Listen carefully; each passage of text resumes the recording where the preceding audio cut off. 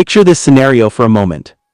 You're driving home, it's a quiet evening. You haven't had a single drop of alcohol, you're completely sober, you signal every turn, you obey every traffic law, you're the model driver.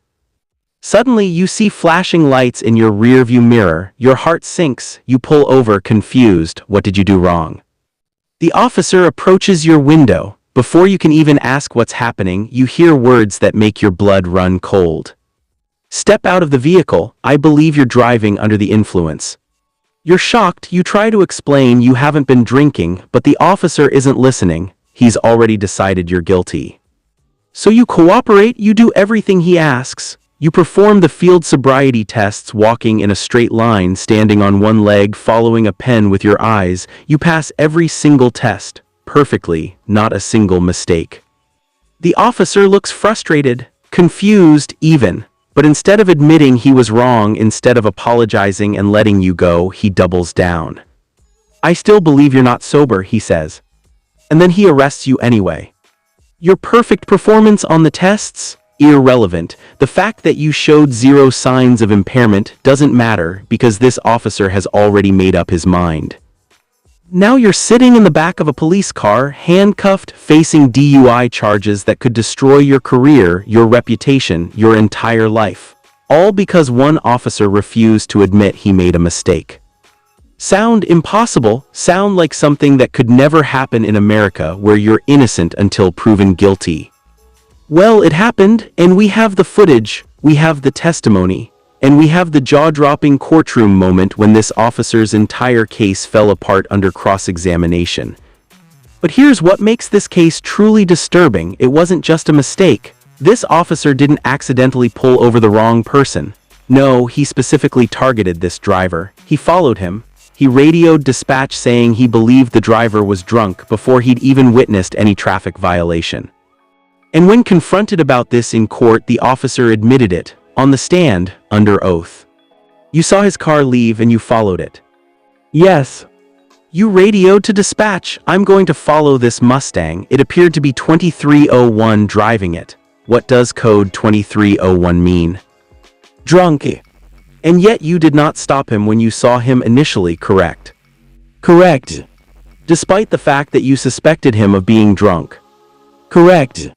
Let that sink in. The officer suspected the driver was drunk, followed him hoping to catch him doing something wrong but didn't have any actual evidence. And when the driver performed flawlessly on every sobriety test, the officer arrested him anyway. This is about more than one bad traffic stop. This is about a system that allows officers to make decisions based on hunches, biases, and ego rather than evidence. It's about what happens when police prioritize being right over doing what's right. Over the next 40 minutes, we're going to break down exactly what happened in this case. We'll examine the traffic stop, the field sobriety tests, the arrest, and the explosive courtroom testimony that exposed the truth. We'll talk about your rights during a traffic stop, how field sobriety tests actually work, and what you should do if you find yourself in a situation like this. And we'll discuss the bigger question. How do we hold officers accountable when they abuse their authority? What happens when the people sworn to protect us become the threat? Before we dive in, if you believe in justice and accountability, please hit that like button. If you want to see more cases exposing the truth about how our legal system really works, subscribe and turn on notifications.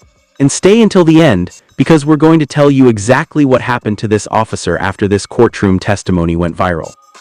Now let's go back to the beginning. Let's talk about the man who was targeted, the officer who wouldn't admit he was wrong, and the night that changed everything. Let's call our driver Mark Symington, a regular guy, mid-30s, working a stable job, living a quiet life. On the evening in question, Mark had been visiting a friend. They'd had dinner, watched some TV, just a normal evening. Mark hadn't had anything to drink, not a beer, not a glass of wine, nothing. Around 10:30 p.m., Mark said goodbye and headed to his car, a red Mustang that he'd saved up for years to buy. He loved that car, took care of it, drove it responsibly. What Mark didn't know was that someone was already watching him. Officer James Mitchell had been patrolling the area that evening. For reasons that would later become clear in court, Officer Mitchell had developed a suspicion about Mark. Maybe it was the type of car, maybe it was the time of night, maybe it was something else entirely.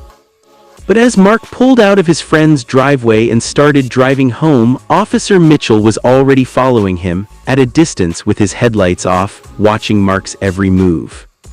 And then Officer Mitchell did something that would later blow his case wide open. He radioed dispatch. "Dispatch, this is Unit 47, I'm going to follow this Mustang. It appeared to be 2301 driving it. Code 2301, Department Code for Suspected Drunk Driver."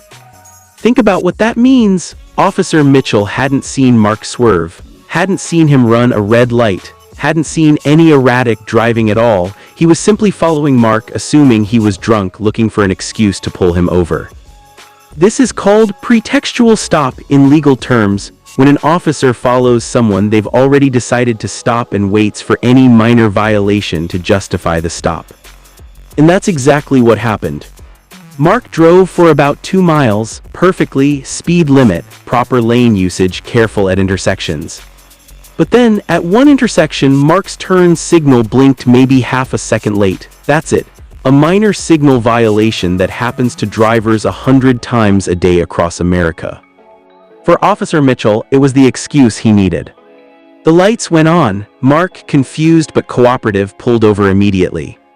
As Officer Mitchell approached the vehicle, his body camera was rolling, and what that camera captured would become crucial evidence in court. "Good evening, sir," Officer Mitchell said. "Do you know why I pulled you over?" "No, officer," Mark replied calmly. "I don't think I was speeding." "Your turn signal, you didn't signal promptly enough at that last intersection. License and registration, please." Mark handed over his documents. Officer Mitchell took them back to his patrol car, standard procedure. But while he was there, he was already running Mark through the system, checking for warrants, priors, anything that might justify his suspicion. Nothing. Mark had a clean record, not even a parking ticket. When Officer Mitchell returned to Mark's car, his tone had changed. "Sir, I'm going to need you to step out of the vehicle. I suspect you may have been drinking tonight." Mark was stunned. "Drinking? Officer, I haven't had anything to drink. I'm completely sober." "Step out of the vehicle, please." This is where things get interesting, and where Officer Mitchell's case would eventually fall apart. Because what happened next was captured on camera, every moment, every test, every word. And it would prove that Mark was telling the truth. Field sobriety tests are designed to detect impairment. They're standardized by the National Highway Traffic Safety Administration, NHTSA, and when properly administered, they can be reliable indicators of intoxication. There are 3 main tests.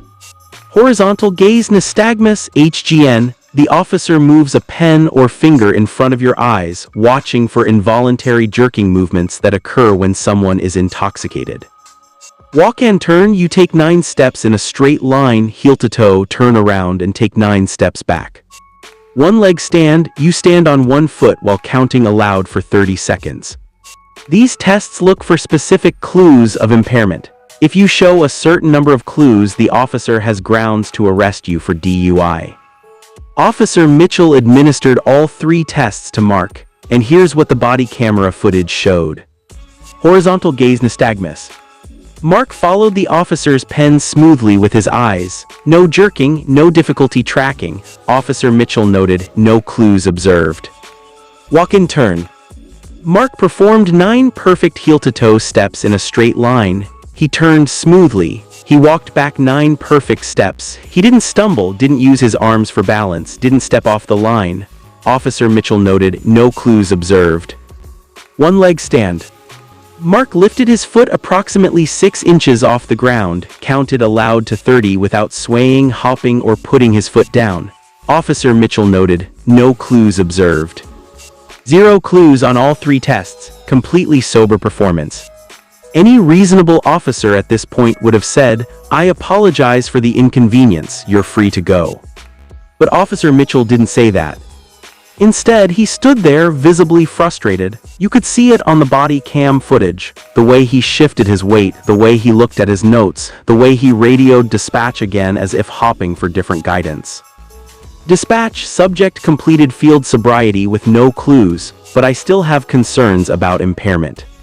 That phrase, "I still have concerns," would haunt him in court. Because here's the thing, field sobriety tests are the standard. If someone passes them, especially with zero clues on all three tests, the science says they're not impaired. But Officer Mitchell had already decided Mark was guilty, and rather than follow the evidence, he followed his ego. "Sir, I'm placing you under arrest for driving under the influence." Mark couldn't believe what he was hearing. "Officer, I passed every test. I'm not drunk. I haven't had anything to drink." "You have the right to remain silent." As Officer Mitchell read Mark his Miranda rights and placed him in handcuffs, Mark's entire world came crashing down. He was taken to the police station. His car was impounded. He was processed, photographed, fingerprinted, and thrown in a holding cell. And the nightmare was just beginning. When Mark was finally released on bail the next morning, he was in shock. He'd never been arrested before, never been in handcuffs, never spent a night in jail. And now he was facing DUI charges, one of the most serious misdemeanors you can face. If convicted, he'd lose his driver's license, potentially lose his job, pay thousands in fines, and have a permanent criminal record. All because an officer refused to admit he was wrong. Mark immediately hired a defense attorney, a seasoned lawyer named Sarah Chen who specialized in DUI cases.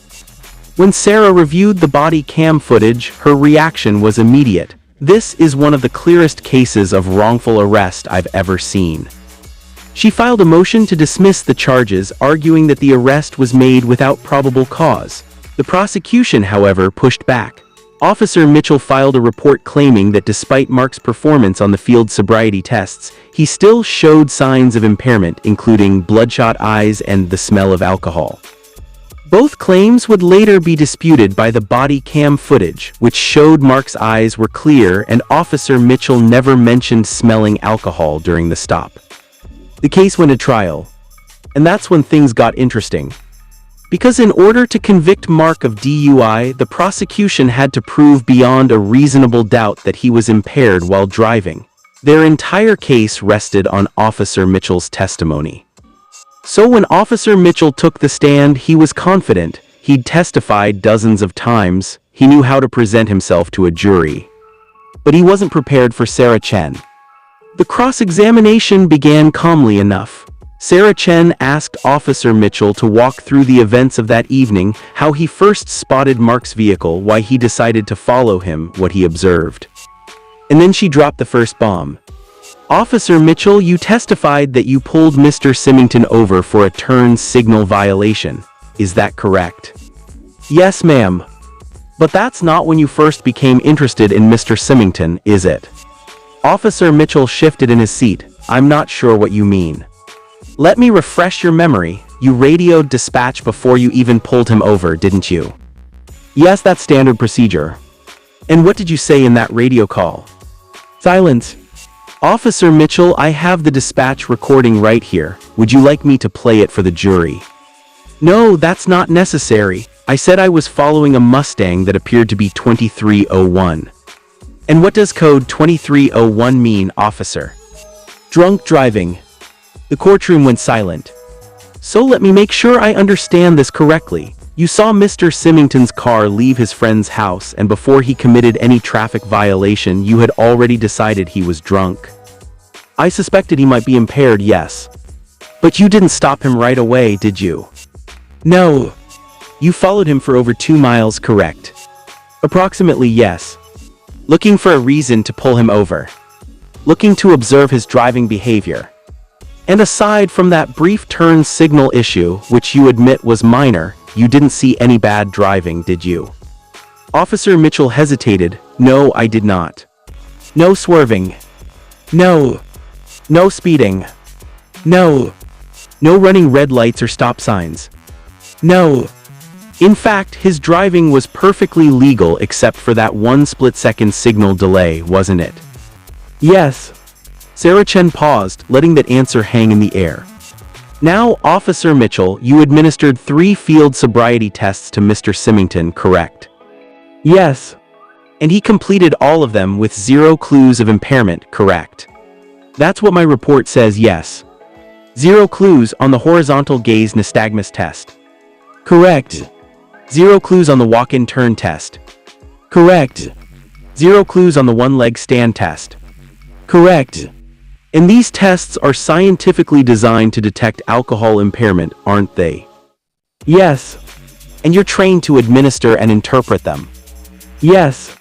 And when someone completes all 3 tests with 0 clues, that's indicative of a sober person, isn't it? Officer Mitchell hesitated again. This was the question he'd been dreading. Generally, yes. Generally, Officer Mitchell, isn't it true that according to NHTSA standards, the very standards you're trained on, a person who shows 0 clues on all 3 tests should not be arrested for DUI? The tests are just one factor. Answer the question, officer. According to your training, if someone passes all 3 tests with 0 clues, they are not impaired, correct? Objection, the prosecutor stood up, argumentative. I'll rephrase, Sarah said smoothly. Officer Mitchell, you testified earlier that Mr. Symington completed all field sobriety tests with no clues, correct? Yes. All indicative of a sober person. Officer Mitchell's face flushed. He did the field sobriety tests correctly, but I still believed he was not sober. The courtroom erupted. Even the judge looked stunned. No further questions, Sarah said. The jury deliberated for less than 30 minutes. Not guilty on all charges. Mark Symington walked out of that courtroom a free man, but the damage had already been done. He'd spent thousands of dollars on legal fees, he'd lost sleep, his reputation had been questioned, he'd been treated like a criminal for months, all because one officer refused to follow the evidence. But Mark didn't just walk away. He filed a formal complaint against Officer Mitchell for false arrest and civil rights violations. The department launched an internal investigation, and what they found was disturbing. This wasn't Officer Mitchell's first questionable DUI arrest. Over the past 2 years, he'd made 47 DUI arrests. Of those, 12 had been dismissed due to lack of evidence or procedural errors. That's a 25% dismissal rate, far higher than department average.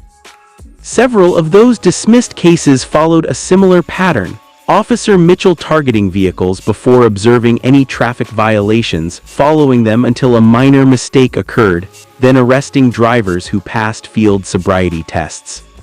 It became clear that Officer Mitchell had been padding his arrest numbers, likely hopping for commendations or promotions based on his DUI statistics. The department placed him on administrative leave pending further investigation. Eventually, he was suspended without pay for 90 days and required to undergo retraining. But he kept his badge, he kept his job, and within a year he was back on patrol. Mark, meanwhile, filed a civil lawsuit against the department. The case was settled out of court for an undisclosed amount, with the city admitting no wrongdoing but agreeing to implement new policies for DUI stops. Those policies now require officers to document specific observations of impaired driving before initiating a stop. Mandatory body cam review of all DUI arrests before charges are filed. Automatic dismissal of charges when field sobriety tests show 0 clues of impairment. These reforms came too late for Mark, but hopefully they'll protect future drivers from the same abuse of power. Mark Symington's case isn't unique. Every year, thousands of Americans are arrested for DUI despite being completely sober. Some refuse the field sobriety tests, others perform them perfectly and are arrested anyway. So what are your rights during a traffic stop, and what should you do if you're falsely accused? Your rights. You have the right to remain silent. You don't have to answer questions about where you've been, whether you've been drinking, or where you're going. Politely say, "I prefer not to answer questions." You have the right to refuse field sobriety tests. In most states, these tests are voluntary. Refusing may give the officer probable cause to arrest you, but if you're sober, you have the right to skip tests designed to find reasons to arrest you. You have the right to refuse a preliminary breathalyzer test, PBT. This is the handheld device officers use at the scene. It's different from the official breathalyzer at the station, which is often mandatory under implied consent laws. You have the right to record the interaction. If you have a passenger, they can record. If you're alone, tell the officer you're recording for your own protection. You have the right to an attorney. If arrested, invoke this right immediately and say nothing else until your lawyer arrives. What you should do: be polite and cooperative, but don't volunteer information. Hand over your license and registration. Answer basic identification questions, but don't chat. If you're asked to perform field sobriety tests, understand what you're agreeing to. If you're sober and confident, performing them can help your case, as it did for Mark. But if you're nervous, tired, or have physical limitations, you might fail even while sober. Request body cam and dash cam footage immediately. If arrested, your attorney should file a preservation order to ensure the footage isn't deleted or lost. Document everything. If you have a passenger, have them take notes. Write down what happened as soon as you're released. Details matter. Hire an attorney who specializes in DUI defense. These cases are technical and complex. A general criminal defense attorney might not know the nuances of field sobriety tests, breathalyzer calibration, or probable cause standards for traffic stops. Red flags of a bad stop. Officer claims you were swerving but can't provide specific details. Officer says you smell like alcohol but doesn't note it in the report. Officer arrests you despite you passing all field sobriety tests. Officer refuses to let you contact an attorney before testing. Body cam footage conveniently malfunctions or is unavailable. If you see any of these red flags, your attorney needs to know immediately. Mark Symington's story is a reminder that innocence isn't always enough. That even when you do everything right, follow the law, pass the tests, cooperate fully, you can still find yourself in handcuffs if an officer decides you're guilty. This case exposed a fundamental flaw in how some DUI stops are conducted. Officers who decide someone is guilty first and then look for evidence to support that conclusion, rather than following the evidence wherever it leads. Officer Mitchell's courtroom testimony admitting he suspected Mark was drunk before any traffic violation, admitting Mark passed every sobriety test perfectly, and yet insisting he still believed Mark was impaired, should horrify anyone who cares about justice. Because if a police officer's belief is more important than objective evidence, then none of us are safe. Mark's case led to policy changes in his city. But across America, thousands of officers still conduct pretextual stops, target drivers based on hunches, and make arrests that don't hold up in court. The question is, what do we do about it? We start by knowing our rights, by demanding accountability, by recording interactions, by speaking up when we see injustice. And we start by sharing stories like Mark's, because sunlight is the best disinfectant. When we expose these abuses, we make it harder for them to continue. If this case made you angry, good. Channel that anger into action. Hit that like button if you believe police accountability matters. Second, subscribe and turn on notifications so you never miss our deep dives into cases the media won't cover. Third, share this video. Send it to your friends. Post it on social media. The more people who see what happened to Mark Symington, the harder it becomes for officers like Mitchell to abuse their power. Leave a comment. Tell us, have you or someone you know been falsely accused during a traffic stop? What happened? Your story matters. If you want to support independent journalism that holds power accountable, check out our Patreon. Every dollar helps us investigate more cases and bring you the truth. Know your rights, protect yourself, record everything. Because as Mark Symington learned the hard way, being innocent isn't always enough.